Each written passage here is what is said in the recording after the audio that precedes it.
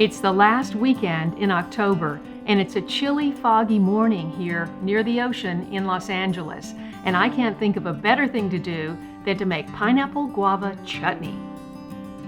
That smells good. Pineapple guavas have been falling from my trees for 3 weeks now, and I've been promising my chutney video. So today I'm going to deliver. I've got all of my ingredients ready and prepared behind me except for my guavas, and I just wanted to point out that pineapple guavas, you know, when they're ripe, they fall off the tree. It's very, very simple. You go out and you pick them up like Easter eggs. Pineapple guavas are tropical fruit trees that grow really well in our climate here.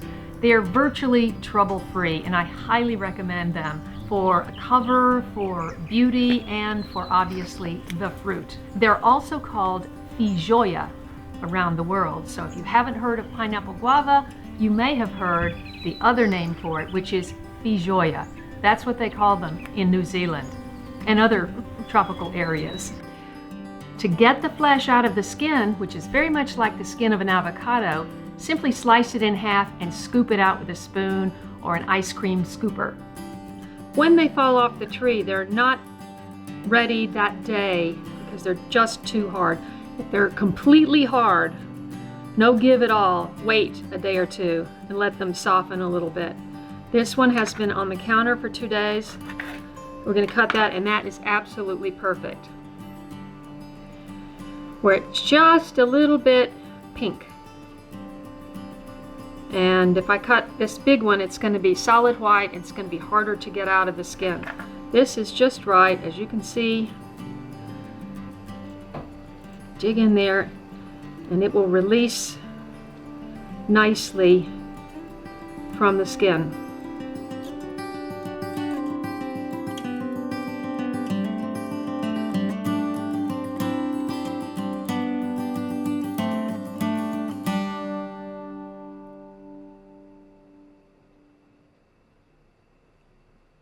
Now, I'm going to use some of my wonderful peppers, sweet and hot, some wonderful spices, and the end result is this tangy, sweet, sour condiment that you can use on meat or meatless dishes. And it's also a great gift for the holidays if you want to can and preserve it. So let's get started. I scooped out 3 to 4 cups of pineapple guavas. I have 1 chopped medium apple, which I use for the pectin in the apple to help it get thick and congeal. I have about a tablespoon of fresh grated ginger and about an equal amount of the fresh cayenne pepper. This is one of the cayennes that I grew, and I'm using 1 in this. I have 1/2 teaspoon of Indian curry powder. I have a 1/2 teaspoon of ground cloves and a 1/2 teaspoon of salt. And you can adjust these per your taste. More salt, less spice, etc. The thing to remember to have the sweet and the savory is to have an equal amount of sugar and vinegar. I'm using raw unfiltered apple cider vinegar, but you can also use white vinegar, which would keep the chutney a little bit lighter in appearance. I chopped 2 of my Turkish kapya sweet peppers. I have a 1/2 cup of my fresh goji berries that I grew, and a 1/2 cup of dried golden berries. And this is one of your super fruits as well. If you can't get golden berries, you can obviously use raisins. You can also put dates in the chutney.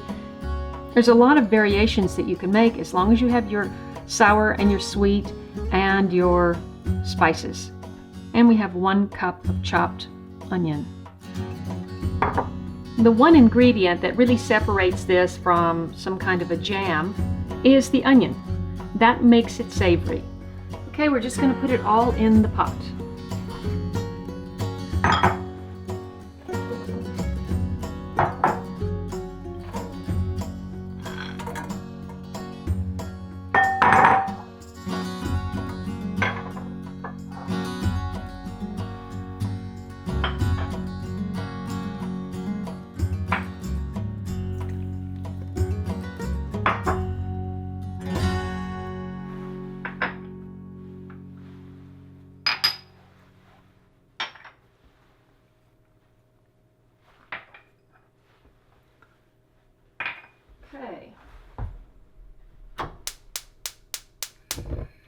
We're going to stir this and bring it to a boil.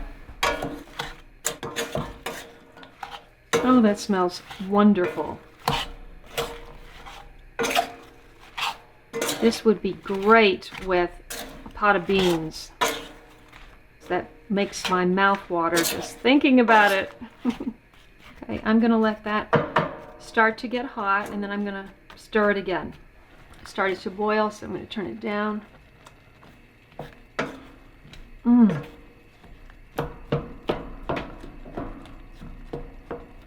So this makes a nice chunky chutney.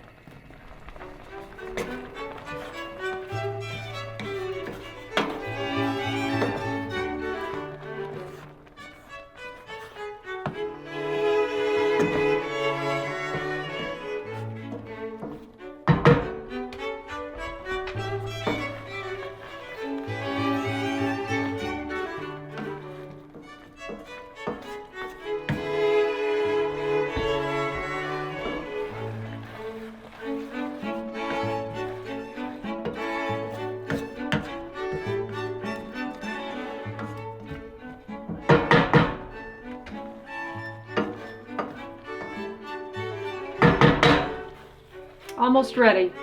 I'm going to give it about 10 more minutes. Okay, we are done. This looks wonderful, chunky, and smells fabulous. And that looks to be about 4 cups. We'll soon find out.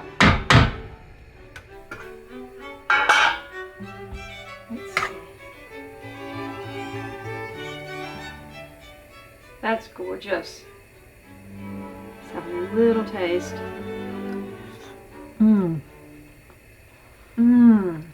Oh, that's sweet and savory and everything in between.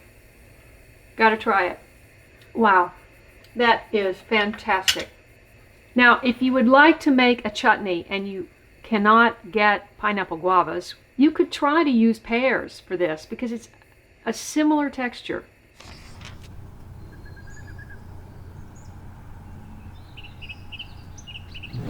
As always, thank you so much for watching my channel and supporting me, and please share it with your friends.